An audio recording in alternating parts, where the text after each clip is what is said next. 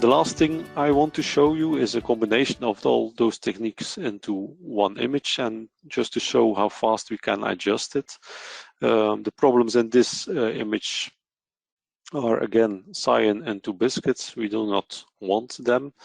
Magenta yellow look pretty good. Black, I have here some problems into the glass, so I want to remove it.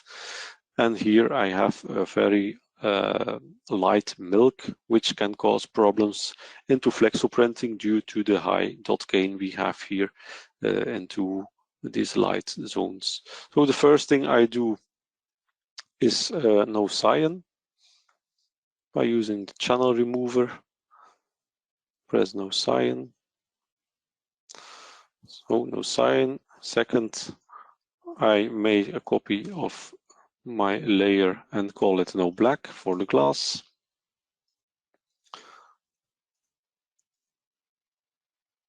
And so I have no black at all.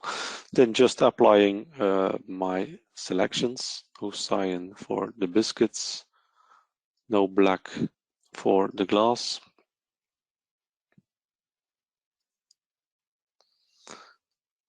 Then I make a copy of this one for my milk by using the channel changer.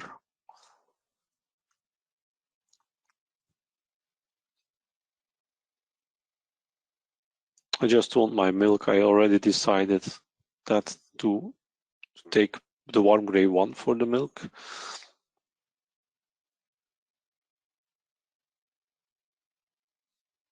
There will be another Pantone color created just for milk, so I load my selection for milk. I erase all things that I do not need. And then I apply here a mask. Selection is gone.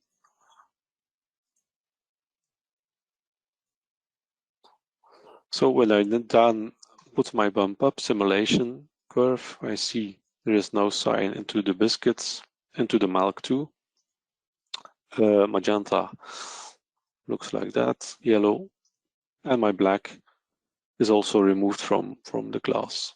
So perhaps I could add some minimum dots here to compensate, or just to remove here some black to have a more cleaner image, but it's not necessary to do that.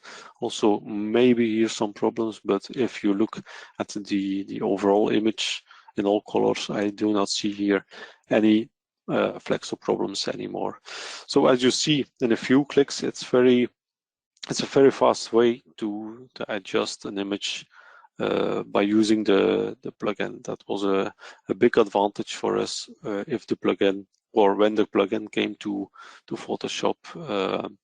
We gained speed and results that were along all operators the same, and we had very fast results.